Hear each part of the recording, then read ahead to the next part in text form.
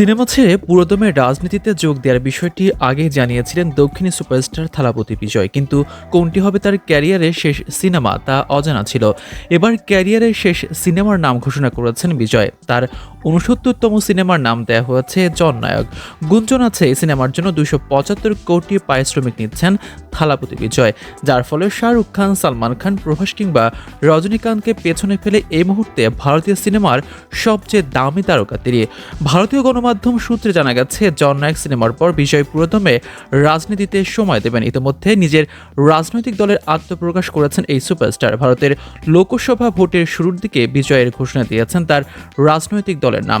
অভিনেতার দলের নাম রেখেছেন তামিলাকা ভেট্রি কাজাগাম। অভিনেতার লক্ষ্য ২০২৬-এর তামিলনাড়ুর বিধানসভা নির্বাচন, ফলে রাজনীতিতে ব্যস্ততা বাড়বে তার। আর রাজনীতিতে জড়িয়ে পড়ায় সিনেমা থেকে নিজেকে সরিয়ে নেবেন।